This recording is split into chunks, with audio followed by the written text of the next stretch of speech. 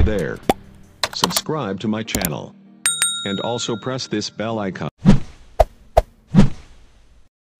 बिस्मिल्लाहिर्रहमानिर्रहीम इय्याका नअबुदु व इय्याका नस्तईन रब्बि ज़िदनी इल्मा सदक़ल्लाहुल अज़ीम। अस्सलाम वालेकुम, कैसे हैं व्यूवर्स। उम्मीद करता हूं कि आप सब खैरियत से होंगे। पिछले लेक्चर में हमने 10th class math exercise 3.7 complete कर ली थी, तो हमारा चैप्टर जो है वो कंप्लीट हो गया है। आज की इस एक्सरसाइज में मिसलेनियस एक्सरसाइज, जिसे रिव्यू एक्सरसाइज भी कहते हैं, इसे हम सॉल्व करेंगे। तो एक्सरसाइज को सॉल्व करते हैं। सबसे पहला क्वेश्चन है हमारे पास multiple choice questions. Multiple choice questions जो हैं ये हमारे पास, आपने एक बात याद रखनी है कि जो आपका फाइनल एग्ज़ाम होता है उसमें जितने भी मल्टीपल चॉइस क्वेश्चन होते हैं वो सब के सब आपके मिसलेनियस एक्सरसाइजेज में से ही आते हैं। तो आपने जितने भी चैप्टर हैं, इनकी जितनी मिसलेनियस एक्सरसाइज हैं, इन सबको अच्छी तरह करना है। और इनके जो ख़ुसूसी तौर पे स्पेशल जो मल्टीपल चॉइस हैं, इनको आपने लाजमी तौर पे अच्छी तरह देखना है और इनको आपने याद करना है, ताकि जो आपके मल्टीपल चॉइस के जो नंबर होते हैं वो आपको पूरे के पूरे मिल सकें। तो शुरू करते हैं अपना आज का जो हमारा टॉपिक है। सबसे पहला जो हमारे पास क्वेश्चन है, क्वेश्चन नंबर 1 का पार्ट नंबर जो 1 है, इन अ रेशो A/B। ये हमारा यहाँ पर तक जो है वो क्वेश्चन आ गया। अब हमसे पूछा गया है कि A इज़ कॉल्ड, A को हम क्या कहेंगे। तो A जो है यहाँ पर जो हमारे पास रेशो का जो पहला डिजिट होता है उसे हम कहते हैं एंटीसीडेंट। तो ये जो है ये आपको यहाँ पर जो है वो बुक में भी मिल जाएगा, जिसकी जो डेफिनेशन है वो हमें यहाँ पर बुक में भी दी गई है। तो ये देखें, ये पेज नंबर 50 पे ये आपको मिल जाएगा। रिमेंबर दैट, यहाँ पे ये जो दूसरी लाइन है ये देखें, in ratio A/B the first term A is called antecedent and the second term B is called consequent. तो ये जो है ये इम्पोर्टेंट है, ये आपने यहाँ से आपने याद कर लेना है। तो इससे आपको याद रहेगा कि जो रेशो में जो फर्स्ट जो टर्म होती है वो एंटीसीडेंट होती है और जो सेकंड टर्म होती है वो कॉन्सिक्वेंट होती है। तो वही बेसिकली हमें यहाँ पर पूछा गया है कि A/B जो है इसमें जो फर्स्ट टर्म है ये क्या है। तो ये हम यहाँ पर लगा देंगे कि ये हमारे पास एंटीसीडेंट है। नेक्स्ट हमारा अगला इसका पार्ट नंबर 2 देखते हैं। पार्ट नंबर 2 में क्या पूछा गया है। तो यहाँ पर हमें क्या गया है कि इन अ रेशो X/Y, इसमें Y इज़ कॉल्ड, Y क्या है। तो Y हमारे पास कॉन्सिक्वेंट होगा। मैंने अभी आपको बताया कि जो सेकंड टर्म होती है वो हमारे पास कॉन्सिक्वेंट होती है। नेक्स्ट क्वेश्चन हमारे पास, in a proportion A/B proportion C/D A and D are called. तो A एंड D जो है ये क्या है, A एंड D हमारे पास एक्सट्रीम्स वैल्यूज़ हैं। तो जब हमने क्वेश्चंस को सॉल्व किया था तो मैंने आपको बताया था कि product of extremes is equal to product of means. तो एक्सट्रीम वैल्यू हमारे पास फर्स्ट एंड लास्ट जो है ये एक्सट्रीम वैल्यूज़ होती थी। तो ये A एंड D जो है फर्स्ट एंड लास्ट ये एक्सट्रीम वैल्यू है। नेक्स्ट पार्ट भी इसका सेम है, in a proportion A/B proportion C/D B and C are called. तो B एंड C हमारे पास क्या है, मीन्स वैल्यूज़ हैं। तो इनको हम यहाँ पर मीन के ऊपर टिक करेंगे। नेक्स्ट हमारे पास है जी, in continued proportion A/B is equal to B/C। So AC is equal to B²। तो इसको क्या किया गया है, बेसिकली इसको सॉल्व किया गया है। Product of extremes AC is equal to product of means B तो B मल्टीप्लाई करेंगे तो B²। B is said to B क्या है, B हमारे पास क्या है, मीन वैल्यू है। तो मीन वैल्यू जो है ये हमारे पास B है। मीन वैल्यू है तो हमने इसको 2 बार लिखा है ना, तो फिर मीन का जो मल्टीप्लाई किया, जो प्रोडक्ट लिया तो वो B² आ गया। तो मीन वैल्यू जो है, मीन वैल्यू को मैंने आपको बताया था कि जब हमारे पास 3 वैल्यू होती हैं कोई भी, उनको अगर हम प्रोपोर्शन में लिखते हैं तो जो सेंटर वाली वैल्यू होती है उसे मीन वैल्यू कहते हैं और उसे 2 बार लिखते हैं। तो B जो है ये हमारे पास मीन वैल्यू है। तो यहाँ पे इसको हम लिख देंगे B जो है ये हमारे पास मीन्स है। इसी तरह अब अगले क्वेश्चन में हमसे पूछा गया है, in continued proportion A/B is equal to B/C, C is said to B। तो C इसमें क्या है, C इसमें हमारे पास जो है अब थर्ड प्रोपोर्शन है। तो ये आपने जो है वो याद रखना है कि C हमारे पास क्या है, थर्ड प्रोपोर्शन है। अगर ये हमारे पास हमें कहते हैं B, तो B हमारे पास मीन प्रोपोर्शन था और ये C जो है ये हमारे पास थर्ड प्रोपोर्शन है। अगर यहाँ पे होता है A/B is equal to C/D, तो फिर हमसे पूछते कि डी क्या है, तो वो हमने बताना था कि फोर्थ प्रोपोर्शन। तो कितनी वैल्यू है total, A B and C, 3 value है, तो लास्ट वाले हमारे पास थर्ड प्रोपोर्शन होगी। क्वेश्चन में मैंने आपको बताया था, जो हमने इस तरह के क्वेश्चन जो है वो सॉल्व भी किए हैं। तो ये हमारे पास सी जो है वो हमारे पास थर्ड प्रोपोर्शन आ गया। फाइंड एक्स इन प्रोपोर्शन में से एक्स फाइंड करना है। तो 15 एंड 4 ये जो एक्सट्रीम वैल्यू है इनका प्रोडक्ट लेंगे। 15 मल्टीप्लाई 4 तो ये हमारे पास आ जाएगा 60। तो ये जो है x मल्टीप्लाई 5, तो x multiply 5x is equal to 60। So x is equal to 60 divided by 5। तो 60 को जब हम 5 पे डिवाइड करेंगे तो ये हमारे पास आ जाएगा 12। तो जी डी वाला जो है ये हमारे पास जिसका करेक्ट आंसर है। उसके बाद पार्ट नंबर 8 है हमारे पास, if u is directly varies to v square then. तो डायरेक्टली वेराइज है, ये साइन ख़त्म करेंगे तो ये हमारे पास इक्वल टू के लगाएंगे, तो u is equal to k v square आ जाएगा। तो ये हमारे पास u is equal to k v square, B वाला जो ऑप्शन है ये आ जाएगा। इसी तरह y square is directly varies to 1/x cube, या y square is inversely varies to x cube. तो वेराइज का साइन हटाएंगे और इसके जगह इक्वल और साथ में के लगाएंगे, तो Y square is equal to के ओवर एक्स क्यूब। तो ये जो फर्स्ट वाला जो है ये हमारे पास ए पार्ट जो है इसका आंसर आ गया। दैन ये जो है हमारे पास पार्ट नंबर 10 है, if u over v is equal to v over w is equal to K. ये थोड़ा सा जो है इसमें थोड़ा सा कंसेप्ट है, अगर आप वो समझ लें तो ये आपके लिए बहुत ईजी हो जाएगा। इसको अब हम देखते हैं कि कंसेप्ट क्या है। मैं इसको यहाँ पर लिख लेता हूँ। ये हमारे पास है u over v is equal to v over w is equal to k. तो इसमें जो है कंसेप्ट क्या है, यहाँ पर u over v is equal to k करेंगे और v ओवर w को भी इज़ इक्वल टू के करेंगे। तो ये जो u है ये is equal to k we आ जाएगा, v डिवाइड है इस साइड पे आकर मल्टीप्लाई हो जाएगा। इसी तरह यहाँ पे जो v है ये इज़ इक्वल टू के डब्ल्यू आ जाएगा। तो हमें क्या चाहिए, हमें यहाँ पर जो है हमने वैल्यू फाइंड करनी है u की। तो u is equal to k we. तो यहाँ पर जो v की वैल्यू है वो हमें यहाँ पर गिवन है। v की वैल्यू क्या है हमारे पास, के डब्ल्यू। So u is equal to k into v की वैल्यू हम यहाँ पर पुट करेंगे। v की वैल्यू हमारे पास के डब्ल्यू।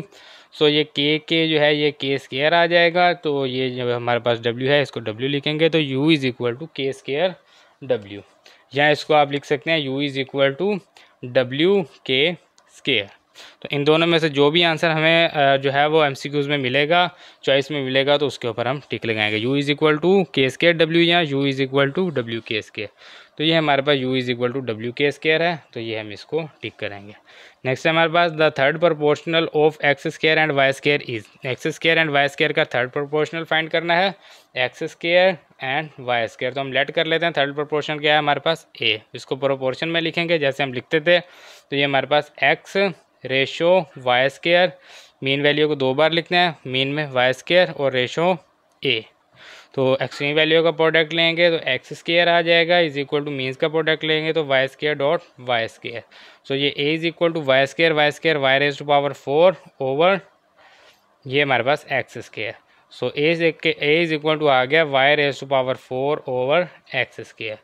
तो जो है हमारे पास जो थर्ड प्रोपोर्शनल जो हमें कहा गया था वो हमारे पास क्या है, y raise to power 4 over x square. तो ये जो सी वाला इसका जो है वो आंसर करेक्ट है। उसके बाद जो है यहाँ पे ये ए जो है हमने अपनी तरफ से लेट किया था कि हमारे पास जो थर्ड प्रोपोर्शन है उसे हम ए लेट करते हैं। तो वहाँ पे हमें ये नहीं कहा गया कि आपके थर्ड प्रोपोर्शनल क्या है, हमें जस्ट आंसर चाहिए तो वो हमने बता दिया। ये तो हमने अपनी तरफ से लेट किया था ना सॉल्व करने के लिए, तो इस चीज़ की आपने टेंशन नहीं लेनी। नेक्स्ट हमारे पास इसका पार्ट नंबर 12 है, the fourth proportional W of X ratio Y proportion V ratio W is. इसको भी अगेन सॉल्व करना है। तो product of extremes is equal to product of means. तो प्रोडक्ट ऑफ एक्सट्रीम्स क्या है हमारे पास, X W is equal to product of means क्या है, वाई वी। सो हमने फाइंड क्या करना है यहाँ से, डब्ल्यू फाइंड करना है। तो ये हमारे पास W is equal to y v over x, या आप इसको वी वाई ओवर एक्स भी कह सकते हैं। तो ये हमारे पास जो है वी वाई ओवर एक्स, तो मल्टीप्लाई है वी वाई करें या वाई वी करें उससे कोई भी फ़र्क नहीं पड़ता। तो वी वाई ओवर एक्स जो है ये इसका आंसर आ गया। नेक्स्ट हमारे पास इसका पार्ट नंबर जो है वो 13 है। पार्ट नंबर 13 को हम सॉल्व करते हैं। If a ratio b is equal to x ratio y the alternendo property से सॉल्व करना है। तो सबसे पहले इसको हम डिवाइड में लिखते हैं। इसको हम लिखेंगे a over b is equal to x over y. तो जो अल्टरनेंडो प्रॉपर्टी है उसके मुताबिक मैंने आपको बताया था कि ये जो सेंटर वाली दो वैल्यूज़ हैं इनकी आप जो है वो जगह चेंज कर सकते हैं, यानी बी को एक्स की जगह लिख सकते हैं, एक्स को बी की जगह। और यहाँ पे भी ये जो दो वैल्यू हैं अगर आपके पास इस फॉर्म में होगा तो ये जो दो वैल्यू हैं बी एंड एक्स, इनकी आप जो है वो जगह चेंज कर सकते हैं। तो इनकी जगह चेंज करेंगे तो ये हमारे पास a over x is equal to b over y आ जाएगा। तो ये जो है ये हमारे पास अल्टरनेंडो थ्योरम होता है, अल्टरनेंडो प्रॉपर्टी होती है। तो प्रॉपर्टीज़ में मैंने आपको इसीलिए जो है ये अल्टरनेंडो इन्वर्टेंडो जो है वो प्रॉपर्टी मैंने आपको बता दी थी, जिस एक्सरसाइज में हमने जो है वो क्वेश्चन सॉल्व किए थे कंपोनेंडो डिवाइडेंडो थ्योरम से। मेरे ख्याल में 3.4 थी एक्सरसाइज जो हमने इन थ्योरम से सॉल्व की थी। तो ये उसी एक्सरसाइज में से ये क्वेश्चन पूछा गया है। तो a over x is equal to b over y, तो ये हमारे पास a over x is equal to b over y आ गया। नेक्स्ट है हमारे पास if a ratio b is equal to x ratio y then invertendo property. अब इन्वर्टेंडो प्रॉपर्टी क्या है, सबसे पहले तो हमें इसको डिवाइड में लिखना होगा, a over b is equal to x over y. तो इन्वर्टेंडो प्रॉपर्टी में मैंने आपको बताया था कि आप इन दोनों को उल्टा करके लिख सकते हैं, यानी लेफ्ट हैंड साइड और राइट हैंड साइड वाली दोनों वैल्यूज़ को आप उल्टा करके लिखेंगे। तो ये हमारे पास आ जाएगा b over a is equal to y over x. तो ये b over a is equal to y over x जो है ये हमारा रिक्वायर्ड आंसर है। इसका लास्ट पार्ट है हमारे पास if a over b is equal to c over d then componendo property is. तो कंपोनेंडो प्रॉपर्टी क्या है, कंपोनेंडो प्रॉपर्टी हमारे पास होती है a over a plus b is equal to c over c plus d. तो यही property है, ये थ्योरम है जो मैंने आपको याद करने का कहा था। तो इसके अलावा इन्वर्टेंडो था, सॉरी डिवाइडेंडो था, तो ये हमारे पास डिवाइडेंडो है a over a minus b is equal to c over c minus d. और कंपोनेंडो डिवाइडेंडो थ्योरम जो वो है आपने किया है a plus b over a minus b is equal to c plus d over c minus d. तो ये वही थ्योरम है बेसिकली हमसे यहाँ पर पूछा गया है। तो जो कंपोनेंडो प्रॉपर्टी है उसमें हमारे पास a over a plus b is equal to c over c plus d के इक्वल होती है। तो ये जो है ये हमारे पास आंसर आ गया क्वेश्चन नंबर 1 का, पार्ट नंबर 15 का। तो क्वेश्चन नंबर 1 जो है वो कंप्लीट हो गया। तो नेक्स्ट जो क्वेश्चन है हमारे पास क्वेश्चन नंबर 2। क्वेश्चन नंबर 2 के जो पहले 4 पार्ट हैं ये हमारे पास define ratio and give one example, define proportion, define direct variation and define inverse variation. तो ये जो पहले 4 क्वेश्चन हैं ये हमारे पास जो है वो ये डिफ़ाइन है, हमारे पास डेफिनेशन है इनकी। मैं आपको डेफिनेशन जो है वो मैं आपको निशान लगवा देता हूँ बुक पे, तो वो आपने जो है वहाँ से याद करनी है। तो सबसे पहला जो क्वेश्चन है हमारे पास define ratio and give one example. तो रेशो जो है हमने इसी चैप्टर के स्टार्ट में मैंने आपको जो है रेशो आपको डिटेल से मैंने आपको इसका बताया था कि रेशो क्या होती है। एक्सरसाइज 3.1 में ही रेशो के बारे में मैंने आपको कंप्लीट बताया था। तो ये है जी हमारे पास रेशियो। रेशियो की हमारे पास डेफिनेशन क्या है, are relation between two quantities of the same kind, कि एक रिलेशन है दो क्वांटिटीज़ दो मिकदारों के दरमियान जो कि एक जैसी हैं, मैयड एज सेम यूनिट, जो कि एक यूनिट मतलब एक काइंड के एक ही तरह के, तो उसका उनका यूनिट भी जो है वो सेम होगा, इज़ कॉल्ड रेशो। तो वो जो है वो हमारे पास रेशो होती है। तो इसकी ये जो है यहाँ से लेके यहाँ तक ये रेशो की जो है वो डेफिनेशन आ गई। उसके अलावा हमें कहा गया कि एक एग्जांपल देनी है, तो एग्जांपल में आप ये जो है यहाँ पर a hockey team wins 4 games and loses 5, then the ratio of the games won the game lost is 4:5 और इन फ्रैक्शन 4/5। तो ये जो है ये आप इसकी एग्जांपल एक कर लेंगे कि भाई एक हॉकी टीम है, उसने 4 जो मैच हैं वो जीते हैं और 5 जो हैं वो हारे हैं, लॉस किए हैं। तो उनके दरमियान जो रेशो होगी, क्योंकि उनकी क्वांटिटी सेम है, वो दोनों ही जो है वो हमारे पास सेम यूनिट है उनका, तो इन दोनों का कांस्टेंट वैल्यूज़ का जो हमारे पास जो रेशो होगी वो हमारे पास 4:5 और फ्रैक्शन में हम इसको 4/5 करेंगे। तो ये जो है आपके क्वेश्चन नंबर 1 का आंसर है।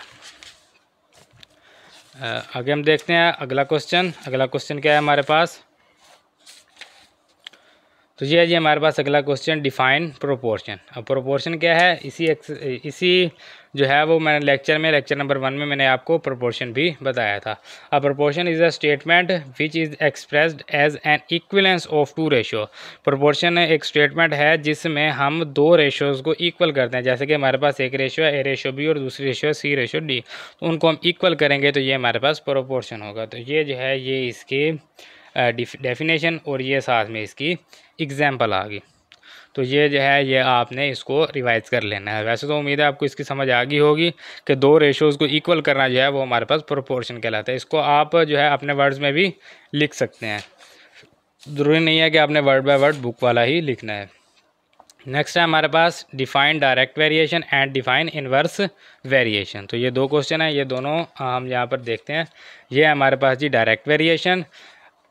If two quantities are related in such a way that increase or decrease in one quantity cases increase and decrease in the other quantity, then this variation is called direct variation। Basically इसमें कहा गया है कि अगर हमारे पास दो quantities हैं और अगर उनमें से एक जो क्वांटिटी है या मिकदार है अगर उसको हम ज़्यादा कर रहे हैं, इंक्रीज़ कर रहे हैं, तो दूसरी जो वैल्यू है वो भी इंक्रीज़ हो, और अगर हम उसे डिक्रीज़ कर रहे हैं तो दूसरी वैल्यू भी डिक्रीज़ हो, तो वो सेम रहे। अगर इंक्रीज़ करें तो दूसरी भी इंक्रीज़ हो, अगर डिक्रीज़ करें तो दूसरी भी डिक्रीज़ हो, तो इसे जो है इसे हम डायरेक्ट वेरिएशन या इसको डायरेक्टली प्रोपोर्शनल भी कहते हैं। डायरेक्ट वेरिएशन भी कहते हैं और इसको डायरेक्टली प्रोपोर्शनल भी कहते हैं। तो ये आपके पास डायरेक्ट वेरिएशन की डेफिनेशन है। और नेक्स्ट आपके पास जो है इन्वर्स वेरिएशन की। If two quantities are related in such a way that when one quantity increase the other decrease is called inverse variation। तो बेसिकली ये उसके उलट है कि अगर हमारे पास दो क्वांटिटीज़ हैं उनमें से एक अगर हम इंक्रीज़ करते हैं तो दूसरी डिक्रीज़ होगी, यानी कि उसके उलट होगा। पहले था ना कि एक को इंक्रीज़ करेंगे दूसरी भी इंक्रीज़ होगी, एक को डिक्रीज़ करेंगे दूसरी भी डिक्रीज़ होगी। अब उलट है कि एक को इंक्रीज़ करेंगे तो दूसरी डिक्रीज़ होगी, अगर एक को डिक्रीज़ करेंगे तो दूसरी इंक्रीज़ होगी, एक को मतलब कम करेंगे तो दूसरी ज़्यादा होगी। तो ये जो है ये हमारे पास इन्वर्स वेरिएशन की डेफिनेशन है। तो ये जो है ये हमारे पास जो चार क्वेश्चन जो थे, क्वेश्चन नंबर 2 के जो चार पार्ट थे वो हमने डेफिनेशन वाले वो मैंने आपको बता दिए हैं।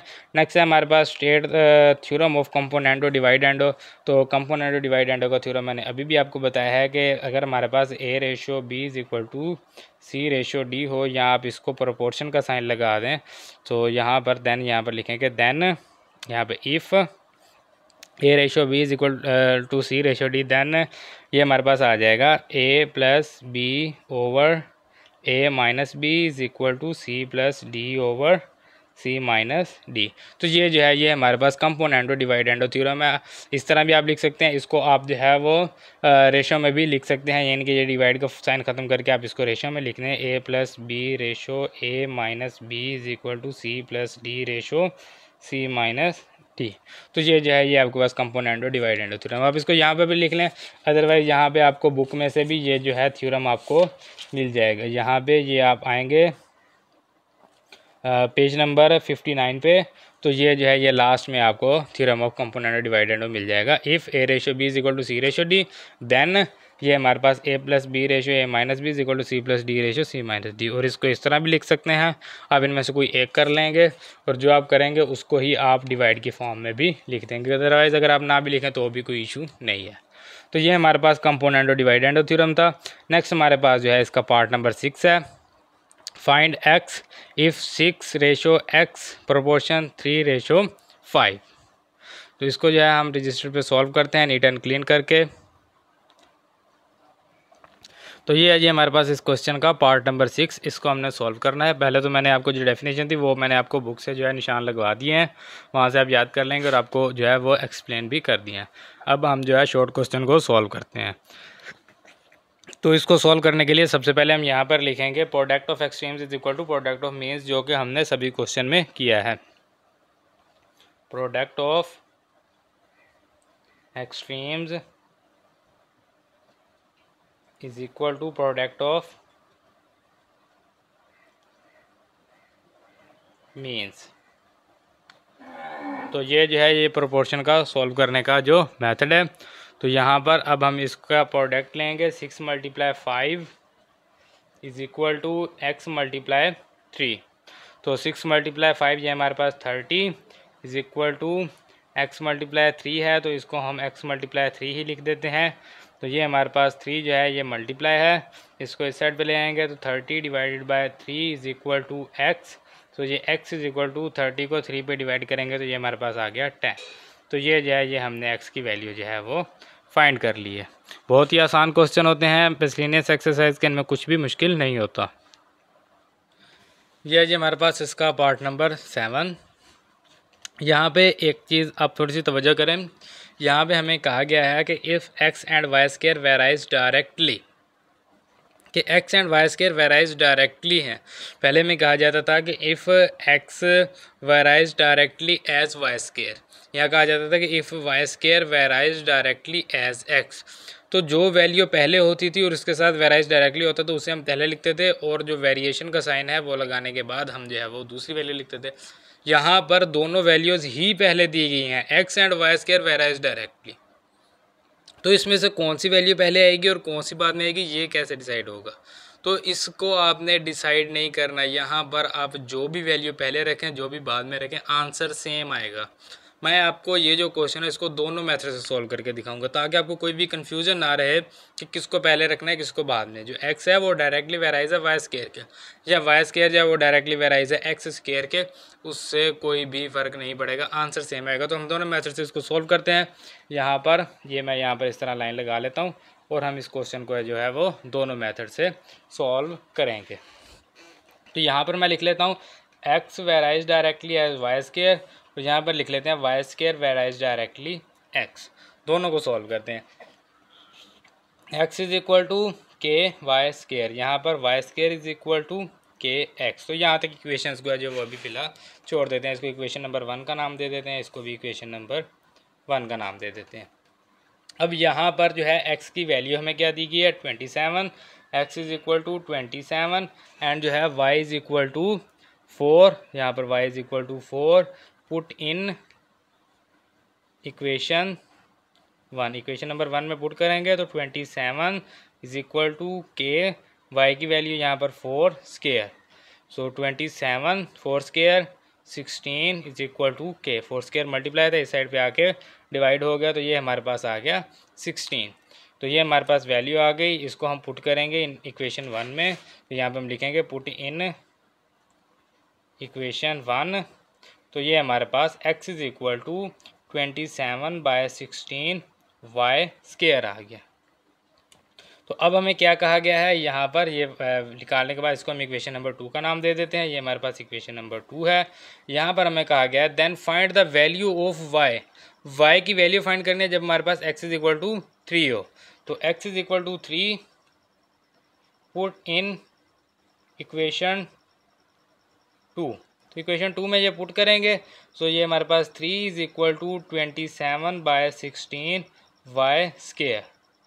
तो ये 27 मल्टीप्लाई है, इस साइड पे आके डिवाइड हो जाएगा, और ये 16 डिवाइड है तो ये इस साइड पे आके मल्टीप्लाई हो जाएगा, is equal to y square. तो ये 3 1 दा 3 9 3 दा 27, तो ये 16/9 is equal to y square आ गया। तो यहाँ से जो है यहाँ पर अब हम इसका स्केयर रूट लेंगे। इसको नेक्स्ट पेज पे लिख लेते हैं। 16/9 is equal to y square. 16/9 is equal to y square, taking square root लेंगे। तो ये हमारे पास y square root is equal to plus minus 16/9 square root. So ये हमारे पास y is equal to plus minus 4/3। तो ये जो है ये हमारे पास y की वैल्यू आ गई प्लस माइनस 4/3, जो कि हमें फाइंड करने का कहा गया था। तो ये हमने एक मेथड से जो है इसका आंसर फाइंड कर लिया। अब हम दूसरे मेथड से इसी को सॉल्व करते हैं और देखते हैं कि क्या ये हमारा जो है दोनों मेथड से, दोनों साइडों से इसको सॉल्व करने से आंसर सेम आता है। ये सिर्फ उन क्वेश्चंस में होगा जो इस तरह दिए गए होंगे कि x and y square varies directly, जो कि वेरिएशन से पहले ही दो वैल्यू दी गई उनको। अगर यहाँ पर आपको पहले वैल्यू दी जाए, उसके बाद कहा जाए वेराइज डायरेक्टली एज आगे दिया जाए, तो फिर आपने पहले वाली पहले और दूसरी वाली जो है वो बाद में ही लिखनी है। तो यहाँ से वही again x is equal to 27, y is equal to 4 जो हमें दिया गया है, पुट इन इक्वेशन 1। तो ये जो x की वैल्यू यहाँ पर y की वैल्यू यहाँ पर 4 square is equal to k into x की वैल्यू 27, तो 4 square 16/27 is equal to k। तो देखें k की वैल्यू जो है चेंज आ गई, 27/16 था, यहाँ पर 16/27। लेकिन जब हम इसे सॉल्व करेंगे तो आंसर सेम आएगा। वो कैसे आएगा, चलें अभी सॉल्व करके देखते हैं। यहाँ पर हम लिखते हैं इसको पुट इन इक्वेशन 1। इक्वेशन 1 में पुट करेंगे तो ये हमारे पास y square is equal to 16/27 x. तो इसको जो है इसको हम इक्वेशन नंबर 2 का नाम देंगे। इक्वेशन नंबर 2 आ गई हमारे पास। यहाँ से हम x इज इक्वल टू 3 जो है वो हम पुट करेंगे। x is equal to 3 put in equation 2, put in equation 2। Equation number 2 में x is equal to 3 put करेंगे। ये जो x इज इक्वल टू 3 है हमारे पास, हमने y जो है वो फाइंड करना है। तो x इज इक्वल टू 3 यहाँ पर पुट करते हैं तो ये y square is equal to 16/27 multiply 3। तो 3 1 द 3 3 9 द 27। तो y square is equal to 16/9। Square root लेंगे यहाँ पर, taking square root, square root लेंगे तो ये हमारे पास y square root is equal to plus minus 16/9 square root. तो 16 का स्क्वायर रूट 4 ओवर 9 का स्क्वायर रूट 3। तो y is equal to plus minus 4/3, y is equal to plus minus 4/3। तो ये जो है ये हमारे पास y is equal to plus minus 4/3 और इधर भी y is equal to plus minus 4/3। तो ये दोनों मेथड से ही जो है वो आंसर जो है वो सेम आ रहा है। तो आप दोनों में से किसी भी मेथड से अगर आप कर लेंगे तो आपने टेंशन नहीं लेनी कि भाई इसमें से कौन सा मेथड ठीक होगा, किसको पहले रखें किसको बाद में रखें। जिसको मर्जी पहले रखें जिसको मर्जी बाद में रखें, आंसर जो है वो सेम आएगा। तो ये हमारे पास y की जो है वो वैल्यू आ गई। या जी नेक्स्ट हमारे पास part number 8। If u and v varies inversely and u is equal to 8 v is equal to 3 when then find v when u is equal to 12। Again वही काम है, u and v varies inversely. तो दोनों ही variation से पहले दिए गए हैं, तो इसका मतलब है कि दोनों में हम जो है वो जो भी पहले रखें जो भी बाद में रखें, आंसर जो है वो हमारे पास सेम ही आएगा। इसका कोई जो है वो इशू नहीं होगा। तो यहाँ पर हमने फाइंड क्या करना है, वी फाइंड करना है। तो मैं वी को पहले रख लेता हूँ ताकि फाइंड करना इजी हो, अदरवाइज आप यू को भी पहले रख सकते हैं, कोई इशू नहीं है। तो मैं यहाँ पर लिखता हूँ v varies inversely u. Inversely varies अब डायरेक्टली नहीं है तो इसको इन्वर्सली ही लिखेंगे। So v is equal to के ओवर यू। तो यहाँ से जो है यहाँ पर हमारे पास u की वैल्यू है 8, v इज़ इक्वल टू है 3। तो यहाँ पर हम लिखेंगे u is equal to 8 and v is equal to 3 put in equation 1, put in equation 1। इसको इक्वेशन नंबर 1 का नाम दे देते हैं, पुट इन इक्वेशन 1। तो v की वैल्यू यहाँ पर 3 है is equal to k over u की वैल्यू 8। तो 8 को यहाँ पर 3 मल्टीप्लाई 8 लिखेंगे is equal to k। So k is equal to 24 put in equation 1। Equation इस तरह के बहुत सारे क्वेश्चन हमने पहले किए हैं, उसी तरह का क्वेश्चन है, कोई इसमें डिफरेंस नहीं है। v is equal to 24/u। इसको इक्वेशन नंबर 2 का नाम देंगे। यहाँ से अब हम जो है फाइंड क्या करना है, हमने v फाइंड करना है। हमारे पास u की वैल्यू गिवन है तो यहाँ पर हम u is equal to 12 put in equation 2। Equation number 2 में u की वैल्यू पुट करेंगे तो ये हमारे पास v is equal to 24/u की value 12। So v is equal to 2। 24 को 12 पे डिवाइड करेंगे तो 2। ये जो है ये हमारे पास आंसर आ गया। इसको आप अगर दूसरे मेथड से सॉल्व करेंगे, यानी कि अगर आप u इज़ डायरेक्टली प्रोपोर्शनल या डायरेक्टली वेराइज 1/v, या आप इसको ऐसे पढ़ लेंगे u is inversely varies to v, तो फिर भी जो है आपका जो आंसर होगा वो सेम ही होगा।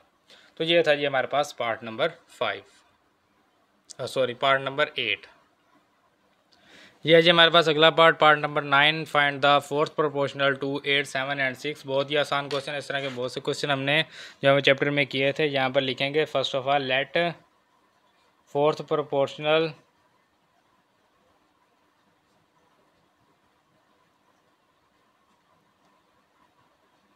Is x। कोई भी वेरिएबल ले सकते हैं, x, y, z, a, b, c, कुछ भी ले लें। तो ये हमारे पास x 8, 7, 6 एंड x ये हमारे पास आ गए जो हमने फाइंड करना है। इसको लिखेंगे प्रोपोर्शन। तो यहाँ पे लिखेंगे बाय प्रोपोर्शन, बाय प्रोपोर्शन लिखेंगे तो ये हमारे पास 8:7 प्रोपोर्शन 6:x। तो यहाँ से इन दोनों को मल्टीप्लाई करेंगे। यहाँ पर प्रोडक्ट ऑफ एक्सट्रीम्स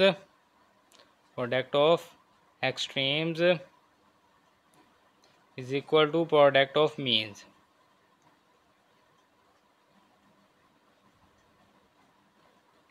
तो ये हमारे पास 8 multiply x is equal to 7 multiply 6।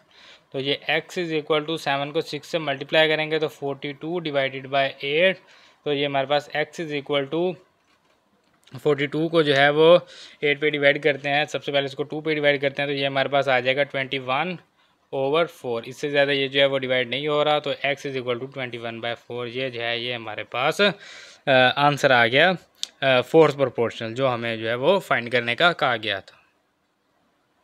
यह जी हमारे पास इस क्वेश्चन का part number 10, find a mean proportional to 16 and 49। Again वही काम करेंगे, यहाँ पर लेट करेंगे, लेट मीन प्रोपोर्शनल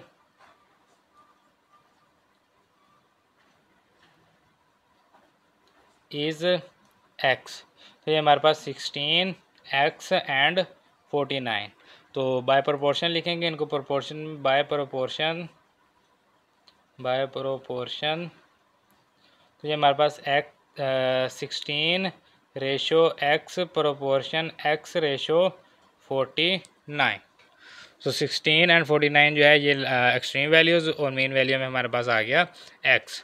तो वही काम, product of extremes is equal to product of means, product of extremes is equal to product of means. तो ये हमारे पास 16 multiply 49 is equal to x multiply x। तो 16 को हम मल्टीप्लाई करते हैं 49 से, 16 मल्टीप्लाई 49, तो ये हमारे पास आ गया 784। 784 is equal to x square by taking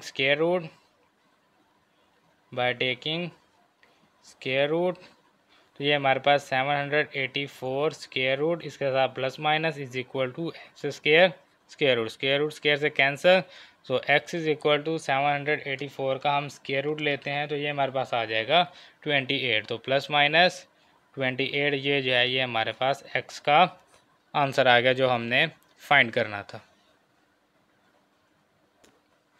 ये अगला क्वेश्चन है जी हमारे पास 11, पार्ट नंबर 11 क्वेश्चन का, find a third proportional to 28 and 4। Again वही काम करेंगे, लेट थर्ड प्रोपोर्शनल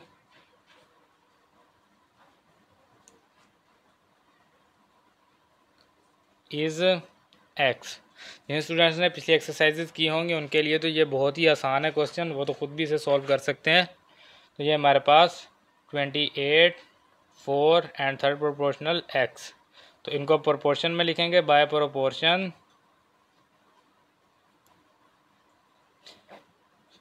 तो ये हमारे पास आ जाएगा 28 रेशो 4 प्रोपोर्शन 4 रेशो x। अब जो मीन वैल्यू है वो हमारे पास 4 है, तो 4 को हम 2 बार लिखेंगे। पहले हमारे पास मीन वैल्यू x थी तो x को 2 बार लिखा था। मीन्स लिखने का मैंने आपको तरीका बताया हुआ है कि एक्सट्रीम वैल्यूज़ जो है वो एक्सट्रीम पे आएगी 28 एंड x, और जो मीन वैल्यू वो एक ही होती है, तो वो मीन वैल्यू को हम 2 बार लिखते हैं। तो यहाँ पर product of extremes, product of extremes is equal to product of means. तो ये हमारे पास 28 multiply x is equal to 4 multiply 4, तो ये x is equal to 4 4 16 divided by 28 है, तो ये हमारे पास मल्टीप्लाई 28 है, तो ये हमारे पास डिवाइड में 28 आ जाएगा। 16 को हम डिवाइड करते हैं 28 से, तो ये हमारे पास आ जाएगा 4/7। 4 पे डिवाइड करते हैं तो ये हमारे पास x इज इक्वल टू 4/7। तो ये जो है ये हमारे पास x का आंसर आ गया थर्ड प्रोपोर्शनल का। तो ये हमारे पास आंसर है पार्ट नंबर 11 का। यह जी हमारे पास पार्ट नंबर 12, बहुत ही आसान क्वेश्चन है। If y is directly varies to x square over z, यहाँ आप इसको ऐसे पढ़ेंगे, if y is directly varies to x square and inversely varies to z, where y is equal to 28, x is equal to 7 and z is equal to 2, then find y। अब हमें यहाँ तक पहले हमारे पास होता था then find y when x is equal to something and z is equal to something, मतलब हमें इस तरह क्वेश्चन दिया जाता था। लेकिन अब हमें यहाँ पर जस्ट ये कहा गया कि फाइंड y, बाकी हमें वैल्यूज़ नहीं दी, तो वो हमने कैसे फाइंड करना है, तो वो हम इसको फाइंड करते हैं। सो फर्स्ट ऑफ ऑल हम यहाँ पर लिखेंगे y is equal to 28, x is equal to 7, z is equal to 2। ये जो है ये हमारे पास वैल्यूज़ हैं। यहाँ पर ये हमें दिया गया है y is directly varies to x square over z, तो y is equal to k x square over z। ये इसको इक्वेशन नंबर 1 का नाम देते हैं और इसमें ये जो है ये वैल्यूज़ पुट करते हैं। तो ये हमारे पास जो है वैल्यूज़ जो है y is equal to 28 is equal to k, x की वैल्यू हमारे पास है जी 7 स्केयर ओवर z की वैल्यू हमारे पास है जी 2। सो 2 डिवाइड है, इस साइड पे आकर मल्टीप्लाई हो जाएगा, 28 मल्टीप्लाई 2 इज़ इक्वल टू के, और 7 स्केयर है तो ये हमारे पास आ जाएगा 49, तो यहाँ पे divided by 49। So k is equal to 28 को 2 से मल्टीप्लाई करते हैं, 28 मल्टीप्लाई 2 तो ये हमारे पास आ जाएगा 56, इसको हम डिवाइड करते हैं 49 से, तो ये हमारे पास 8/7 आ जाएगा, 8/7।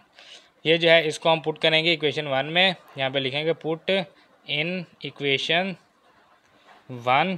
तो यहाँ पे इक्वेशन नंबर 1 में इसको पुट करते हैं, y इज़ इक्वल टू के की वैल्यू हमारे पास 8/7 और यहाँ पे एक्स स्केयर और डिवाइडेड बाय z। तो ये जो है ये हमारे पास y की वैल्यू आ गई जो हमने फाइंड करनी थी। हमें कहा गया था कि y की वैल्यू फाइंड करें और वो हमने जो है वो फाइंड कर दी है। तो इसको जैसे यहाँ तक सॉल्व करना है, इसे हम इक्वेशन नंबर 2 का नाम देते थे और आगे सॉल्व करते थे। अब क्योंकि हमें बाकी वैल्यूज़ नहीं दी गई, हमें कहा गया कि y की वैल्यू फाइंड करें, तो ये हमने y की वैल्यू फाइंड कर दिया। तो अगर हमें एक्स एंड जेड की वैल्यू दी होती तो हम यहाँ पे इसको इक्वेशन नंबर 2 का नाम देते और एक्स एंड जेड की जो है वो वैल्यूज़ पुट करते। तो ये जो है ये हमारे पास पार्ट नंबर 12 था। अगेन उसी तरह का question, if z is directly varies to x y and z is equal to 36 when x is equal to 2 y is equal to 3 then find z। उसी तरह का क्वेश्चन है, वहीं तक हम सॉल्व करेंगे, इक्वेशन नंबर 2 तक वही हमारे पास आंसर होगा। z is directly varies to x y, z is equal to k x y, z की वैल्यू यहाँ पर z is equal to 36, x is equal to 2 and y is equal to 3। इसको equation number 1 का नाम देते हैं, put in equation 1।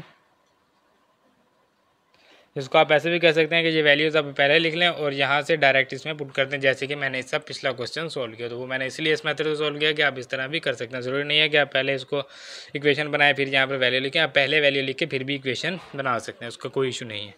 तो यहाँ से ये जो है z 36 जो है यहाँ पर z की value is equal to k into x की वैल्यू 2 एंड y की वैल्यू 3। तो ये 3 to the 6, 36 divided by 6 multiply है तो आगे डिवाइड हो जाएगा इस साइड पे, इज इक्वल टू के। सो के इज इक्वल टू आ गया 6। इसको हम पुट करते हैं इक्वेशन नंबर 1 में, put in equation 1। Equation number 1 में पुट करेंगे तो ये z इज इक्वल टू के की वैल्यू 6xy। सो z हमने फाइंड करना है, z is equal to 6xy जो है वो हमने फाइंड कर लिया। तो ये जो है ये हमारे पास आंसर है क्वेश्चन नंबर 2 के पार्ट नंबर 13 का। ये पार्ट नंबर 14 है, लास्ट पार्ट है इस क्वेश्चन का। ये भी सेम उसी तरह का क्वेश्चन है, कोई भी इसमें डिफरेंस नहीं है। w is inversely varies to v square, और इसको आप पढ़ सकते हैं w is directly varies to 1/v square. तो ये हमारे पास w is equal to k/v square, equation number 1। w is equal to 2, v is equal to 3, put in equation 1। तो ये हमारे पास w की वैल्यू 2 आ गई, इज इक्वल टू k/v की वैल्यू 3 और ये स्केयर। सो ये 2 multiply 3 square 9 is equal to k। So k is equal to 18, k is equal to 18, put in equation 1, put in equation 1। Equation number 1 में put करेंगे so ये w is equal to 18/v square आ जाएगा, k/v square था तो ये 18/v square आ गया। तो यही हमें जो है वो हमने फाइंड करना था w की वैल्यू। तो ये जो है ये w की वैल्यू आ गई k 18/v स्केयर। तो ये जो है ये हमारे पास क्वेश्चन नंबर 2 कंप्लीट हो गया। ये इसका लास्ट पार्ट था वो हमने कंप्लीट कर लिया है। नेक्स्ट हमारे पास क्वेश्चन नंबर 3 है। क्वेश्चन नंबर 3 को देखते हैं हम।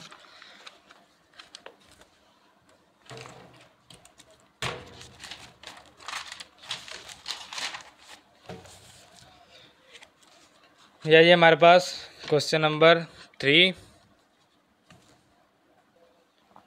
क्वेश्चन नंबर 3 का पार्ट नंबर 1 है हमारे पास। The simplest form of the ratio x plus y into x square plus x y plus y square over x cube minus y cube. तो इसकी सिंपलेस्ट फॉर्म लिखनी है।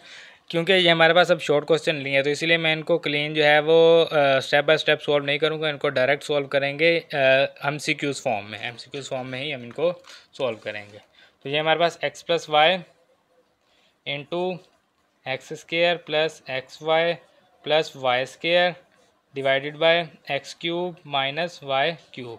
तो x cube minus y cube का formula open करेंगे तो x plus y into x square plus x y plus y square over x cube minus y cube का formula x minus y into x square plus x y plus y square.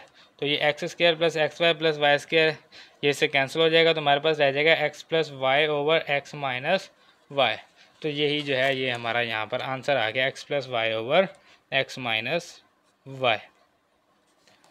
Next question है जी हमारे पास, in a ratio x ratio y x is called. यही जो question है ये हमारे पास जो है वो MCQs में भी पूछा गया था। MCQs का जो पार्ट नंबर 1 था उसमें बिल्कुल सेम यही क्वेश्चन था। X ratio y x is called.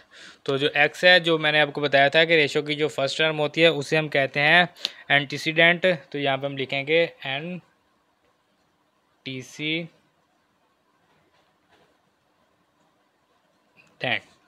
ये हमारे पास एंटीसीडेंट है। और जो हमारे पास अगला जो पार्ट है, in a ratio a ratio b is called, ये हमारे पास होता है कंसीक्वेंट। तो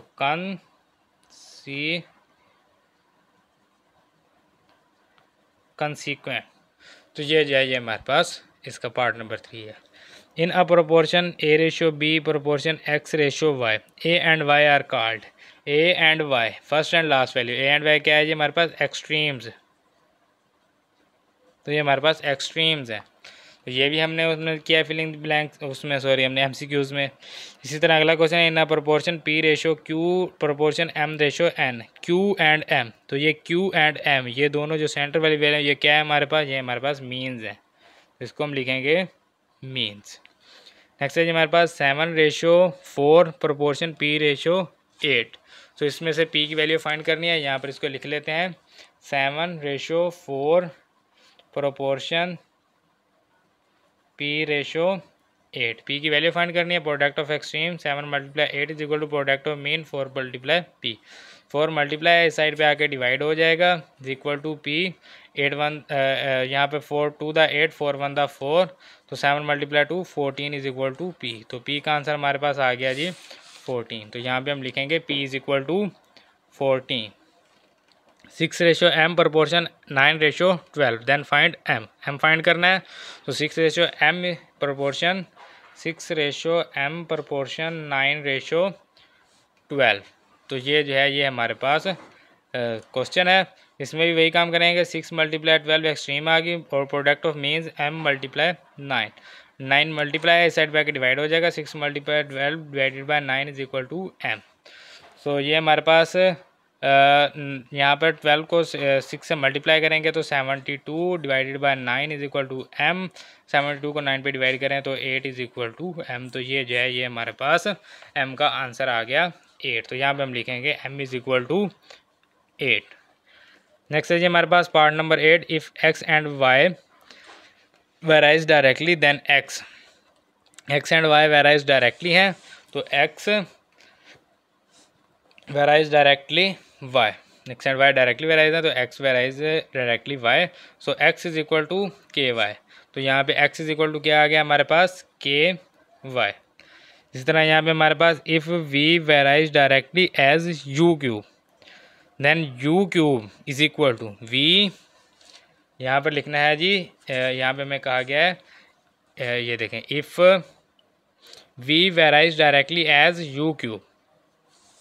तो ये v varies directly as u cube आ गया। देन हमने फाइंड क्या करना है जी, यू क्यूब फाइंड करना है। तो v is equal to k u cube. तो k मल्टीप्लाई इस साइड पे आके डिवाइड हो जाएगा v over k is equal to u cube. तो यू क्यूब की वैल्यू क्या आ गई v ओवर k। तो यहाँ पे हम लिखेंगे v ओवर k। तो ये हमारे पास u की वैल्यू आ गई। अगला ये हमारे पास if W varies inversely as P square, W varies inversely as P square, ये W varies inversely as P square, then find क्या करना है के। तो ये हमारे पास डब्ल्यू इज इक्वल टू के ओवर पी स्केयर है, डब्ल्यू इज इक्वल टू के ओवर पी स्केयर, इसको यहाँ पे साइड पे लिख लेते हैं, डब्ल्यू इज इक्वल टू के over P square, W varies inversely as P square, ये था डब्ल्यू इज इक्वल टू के ओवर पी स्केयर आ गया। तो ये हमारे पास के की वैल्यू फाइंड करनी है, तो डब्ल्यू P square is equal to k, यहाँ पे हमें के की वैल्यू फाइंड करने का कहा गया है, तो K is equal to W P square आ गया, पी स्केयर डिवाइड था मल्टीप्लाई हो गया, तो K is equal to W P square, so K is equal to W P square आ गया। नेक्स्ट है जी हमारे पास part number 11, a third proportional of 12 and 4। अब हमने थर्ड प्रोपोर्शनल फाइंड करना है 12 एंड 4 का, तो थर्ड प्रोपोर्शनल फाइंड करते हैं 12 एंड 4 का थर्ड प्रोपोर्शनल हम लेट कर लेते हैं एक्स लेट करेंगे, तो इसको हम प्रोपोर्शन में लिखते हैं 12:4 proportion 4:x। Third proportional find करना है, मीन फाइंड नहीं करना, थर्ड फाइंड करना है, तो थर्ड में x आएगा, तो 12 multiply x is equal to 4 multiply 4, so x is equal to 16 divided by 12, 4 multiply 4 16, 12 multiply था इस साइड पे आके डिवाइड हो जाएगा, इसको 4 पे डिवाइड करते हैं तो x इज इक्वल टू 4/3, तो x का आंसर क्या आ गया 4/3।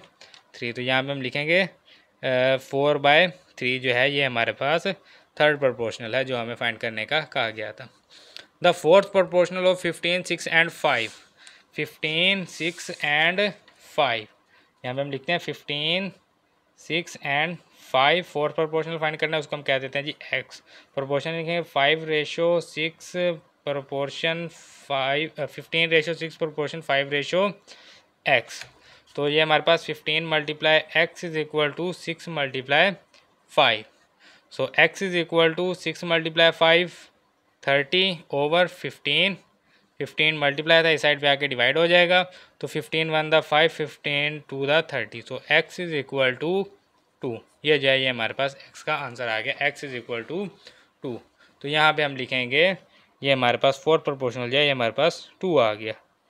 देन हमारे पास सेकंड लास्ट पार्ट है, part number 13, the mean proportional of 4m² n raised power 4 and p raised power 6 is, तो इसका जो है हमने मीन प्रोपोर्शनल जो है वो फाइंड करना है, यहाँ पे हम इसका मीन प्रोपोर्शनल फाइंड करते हैं, वैल्यू क्या है जी हमारे पास 4m² n raised power 4 and p², दूसरी वैल्यू क्या है जी हमारे पास p²।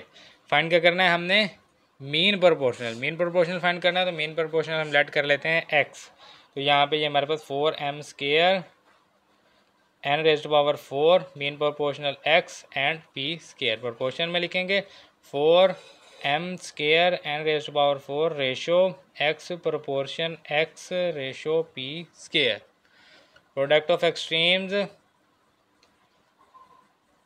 Is equal to product of means, तो ये हमारे पास 4m² n raised power 4 p² is equal to x², square root लेंगे, इस साइड पे भी स्क्वायर रूट लेंगे, 4m² n raised power 4 p² square root और साथ में प्लस माइनस जो है वो लाजमी आएगा, सो ये स्क्वायर रूट स्क्वायर से cancel, x is equal to plus minus 4 का स्क्वायर रूट 2m² है तो इसका स्क्वायर रूट m आएगा, n रेज़्ड पावर 4 है तो इसका स्क्वायर आ जाएगा, और p² है तो यहाँ पे हमारे पास p आ जाएगा, तो x is equal to plus minus 2mn² p, x is equal to plus minus 2mn² p, तो ये जो है जी ये हमारे पास सेकंड लास्ट पार्ट का आंसर आ गया। लास्ट पार्ट है जी हमारे पास the continued proportion of 4m and 9